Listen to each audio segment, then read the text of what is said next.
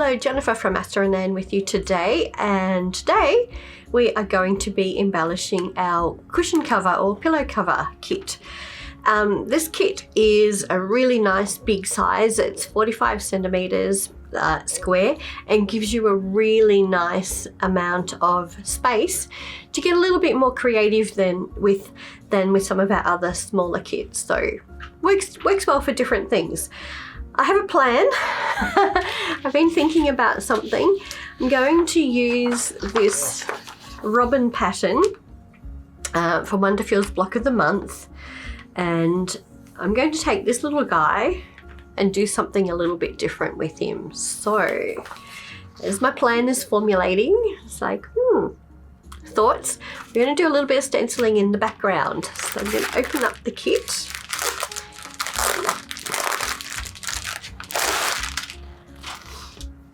And with our cushion cover, you do get some pins and needles, which is very handy. But our cushion cover already in the back already has the zipper inserted, which is awesome. So that's already done for us. And then we've got our nice big front piece. I'm just going to concentrate today on the front, and I'm going to do, as I said, some stenciling. So I'll pop the back away and get this piece here. Normally, if it was a little bit creased like this, I would pop some spray starch on it and press it out. But we will be ironing it anyway after we have done our stenciling, so we can get those creases out then. I've chosen to use this, whatever you want to call it, hexagon chicken wire kind of stencil. I think it's going to work well with the robin, and I don't want to do the whole thing. I'm just going to do a section, and I think it'll be something along these lines. So I'll be trying to, again, unfortunate I have two of the stencils. If you were doing this at home, then you would certainly look at just doing one part and then moving your stencil and doing the second. Just making sure I'm in the right spot. Also, a little handy hint that you can do sometimes if you're a little unsure about your stencil, maybe with moving, you could pop a little bit of masking tape on there. Masking tape, painter's tape, just to hold it down in place while you're doing your stenciling. I'm using some blues for the background of my robin. I've got this paint I'm going to use. This is from my friends at Artistic Artifacts. Pop some in my palette. And it's surprising how much you need. The felt does absorb a bit of the paint. I've got another blue here. This is a metallic one. So I'll pop a little bit of that one in. I love metallic paint, so just give that little bit of an extra sheen and luster, and pop. And some white. Again, I like to have white. I'll often put white down as my base layer first, just random, and then the other color on top to give it, I guess, a little bit of a vintage textural kind of look. And lastly, I have my sponge. For stenciling on the felt, I find the sponge works the best way. I have tested a whole bunch of other things, but for me, the sponge was the one that worked. And when I use it, I squeeze the sponge. So I'm now just using that part as a bit more of a dabber, if you like. So that's how I use it. I squeeze my sponge and then some of the white paint. Now, I'm just going to do random. So I want this in the background.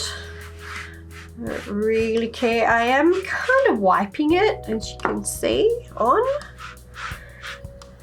We've got some parts where we've got darker white than others. That's just the way I want it.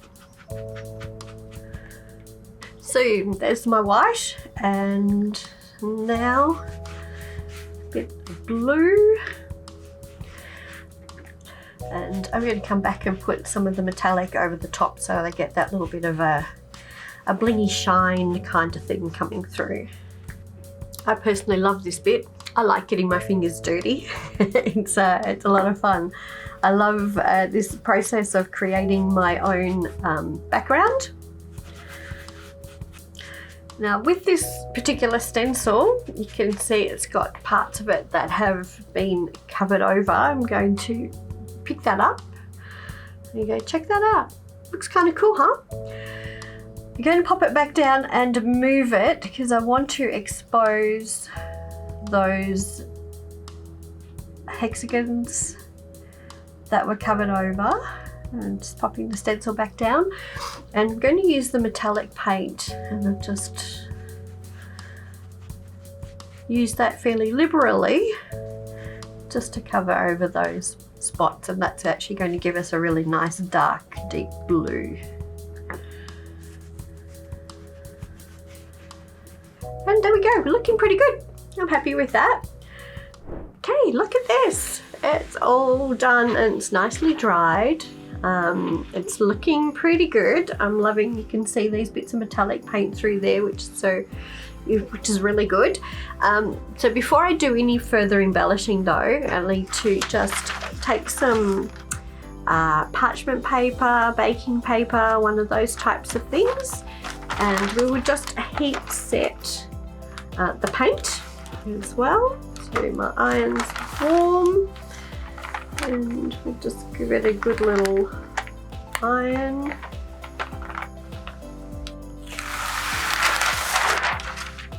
Yep, that looks really good. Okay, we'll just do this side here. And so we've ironed out the crease as well, which is awesome. So we don't need steam or anything like that, so we just use a dry iron.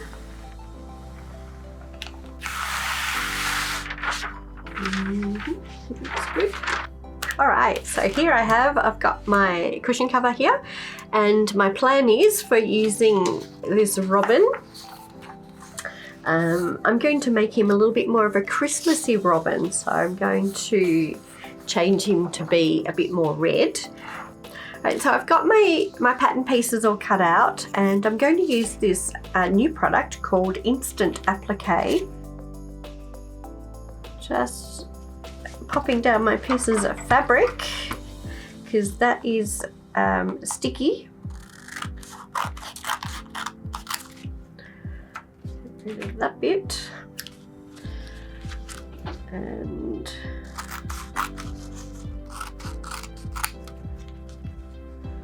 we'll get these pieces cut out. So I'm choosing to give my little robin, it's going to have a little red breast because I want to make him a little bit Christmassy. My plan is to create a wreath around the robin. So we'll just cut this out. Okay, that's that one. And then the lower body.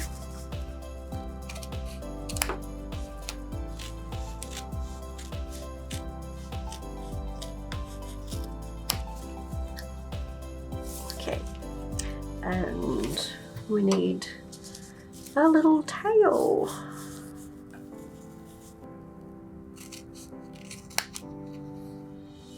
So that would be our little birdie.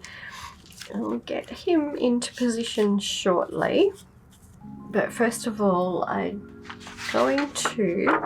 got a circle here that's a 25 centimeter in diameter circle. So before I pop him in, just want to put this down because this is going to be, I'm going to lay the wreath around that. And I've used 3 colours out of our package of wool. No, sorry, 4 colours. So 4 colours out of the package of wool, and I've already cut out a bunch of circles, and that's what I'm going to lay down around here. So different stabilizer because I did actually cut these with a cutting machine. And I just want to put them down randomly. We're going to overlap a little bit. So something like that. I'm going to just pin these.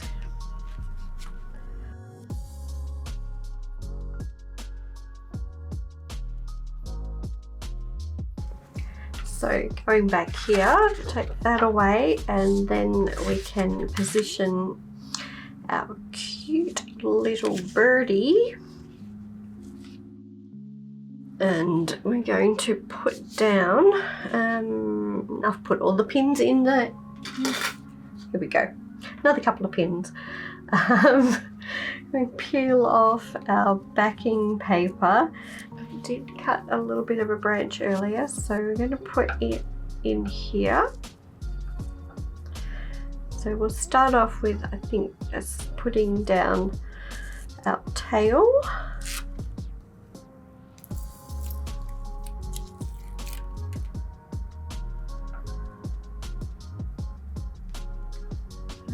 Our tail, our branch will go over the top, and we need to actually stitch that down first, and then we will do the rest of it. But before we go any further with that, we'll do these and then we can come back and finish putting those in.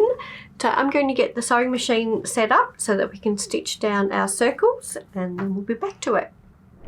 Okay, so in between my time of getting up the sewing machine and having a look at our wreath, I've decided to pop in a couple of leaves.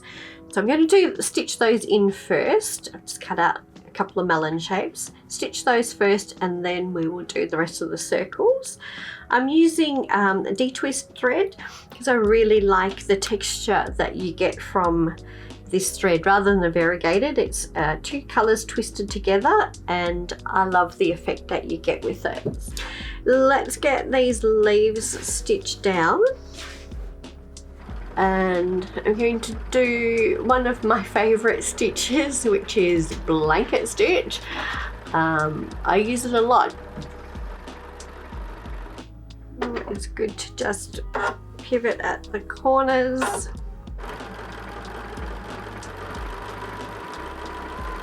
I'm not going to take my work away. I'm just going to turn my cushion around and just come back on this other side. I like to try and do continuous sewing where I can. And sticking on with that continuous sewing thing, I'm just going to triple stitch, and I'm going to stitch down the center, creating a leaf effect. I'm not really looking at being completely straight. I kind of want to give it a little bit of a curve.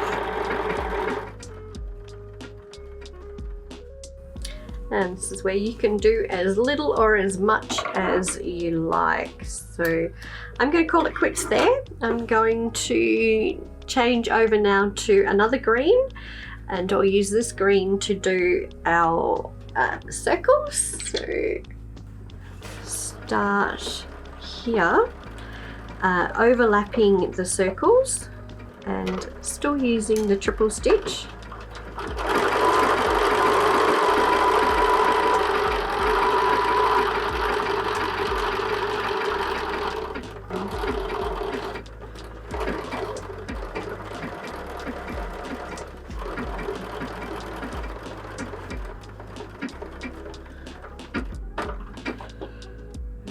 And just move on over.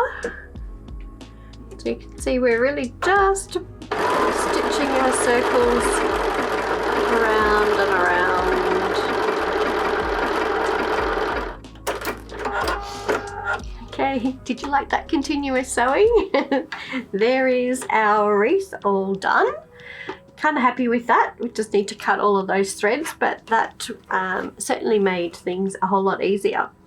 Next thing we need to do is we'll stitch on our tail feather. So for that, I'm going to use Ellana thread. So it is the wool acrylic thread that matches the wool. So it's been dyed to match. Not doing completely matching, I wanted to have a little bit of a different color.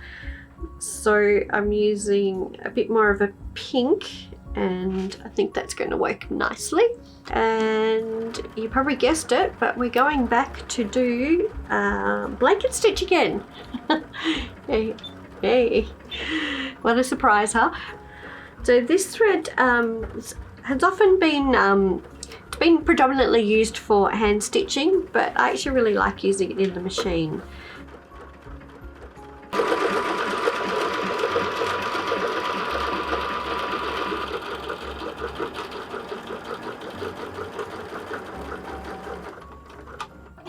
Okay, there's our branch, and there's our tail feather. Now we just need to put on the rest of our body. So we'll start off with putting on the lower body. So I don't really need to worry about this part because that is going to go over the top. So I'm just going to do the 3 sides and back to blanket stitch. This time I want the same color, so I'm using the color that's been dyed to match. There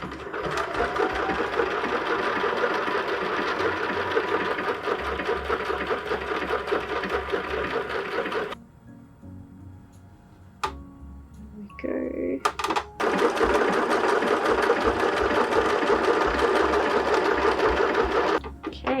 It's coming together really well.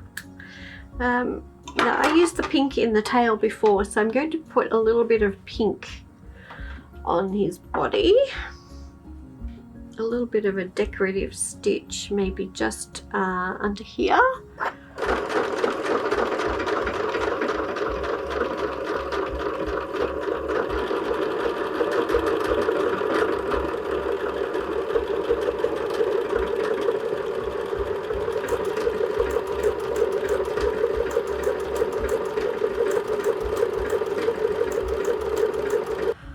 Okay, so as per the pattern, we've got adding in a little eye, and I have actually made my own little beak. So it's kind of a little triangle thing going on there.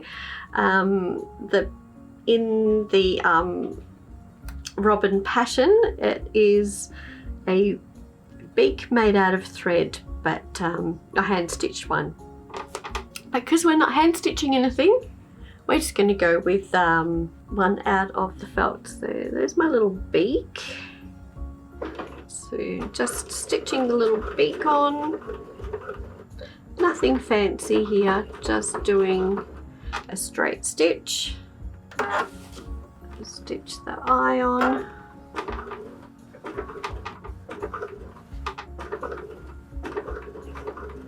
And go around a couple of times.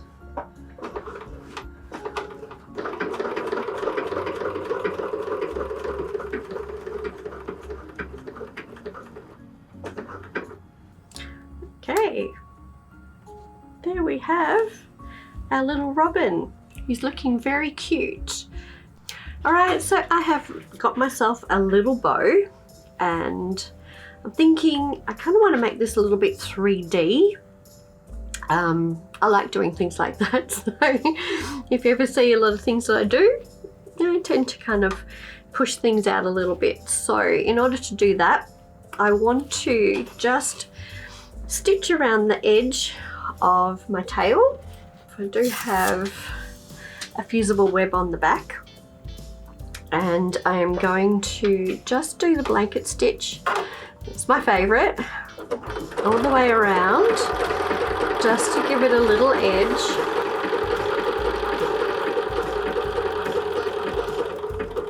Which it kind of doesn't give it a true blanket, but I guess a little bit more of a zigzaggy thing, but we gives an interesting look.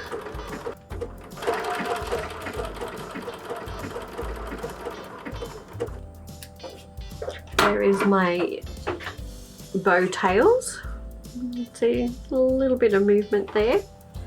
So we'll just place that, and then we'll be placing our bow on the top.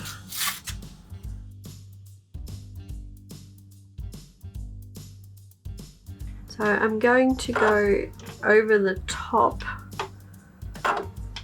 of the underside of our bow, so the bow tails, and keeping that down a little because we want it to look like it's that 3D effect.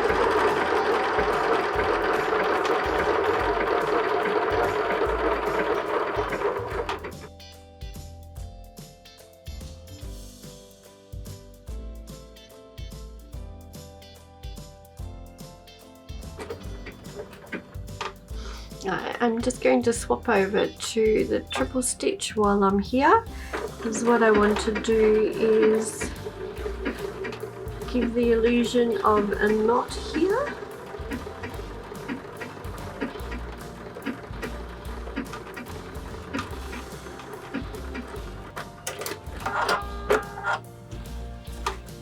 We'll get to one little bow. It's looking kind of cute.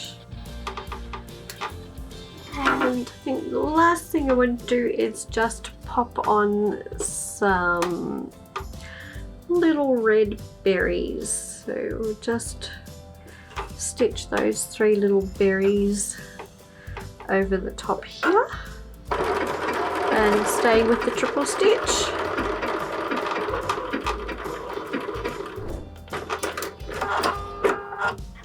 Okay, let's just trim this up and have a look. One little bird in a wreath. Just come up really well. Okay, well here we are. This is the final stages. Really just stitching our cushion cover together. The beauty is we've already got our zipper inserted, so we don't need to do anything else apart from stitch these 4 seams together. I like to start at the top on one of the corners and then do the side seams. So, and with this I'm going to do just a straight stitch and have about a 6mm seam. Okay, here we go, all finished, and pretty happy with this little one. It's kind of cute, there's little red robins, so I think this would be a really cute little pillow or cushion to put out for Christmas time in the lead up. And the felt, this kind of texture is really nice and snuggly, so it'd be a nice one to just snuggle into. So our cushion cover, as we've looked, so simple and easy to put together. Just those 4 seams, no zipper required because it's already done. And there are a bunch of other things that you can do with it too. But before I go there, sorry, I should just remind you that I have used WonderFil's Block of the Month Passion to do the little robin. Just put my little spin on it, so I'm very happy with that. Really love the wool acrylic threads, so the Ellana thread. That works really well here, and also our D-twist, which is a personal fave. It really is a personal fave. And I'll just show you a couple of other things that I have done with our cushion or pillow. And this is another applique one, little China doll, using lots of 12 weight thread and nicely featured and a lot of fun. So she's beautiful. And another one, and you can see, yes, D-twist really is my favorite because I have used it again. And you can see here that I have just done a lot of stitching in the background, and that gives it some extra texture. So stitching straight into the felt works really well, just to get that extra texture to it. And I have embellished the back of this one. Personal choice whether you want to go that way or not, but you can see, you know, it does look effective. And I've done some straight stitching that way and on the diagonal that way. So that's our cushion pillow cover, which I enjoy doing. I enjoy embellishing a lot, and I hope that you have enjoyed watching this video. If you want to see more inspiration and more ideas as well, you can go to our website asterandann.com.au, and also follow us on Facebook, Instagram, Pinterest, YouTube, TikTok, all the things. And yes, don't forget to like, comment, share, subscribe to all of those things, and hopefully see you again soon. Thank you for watching.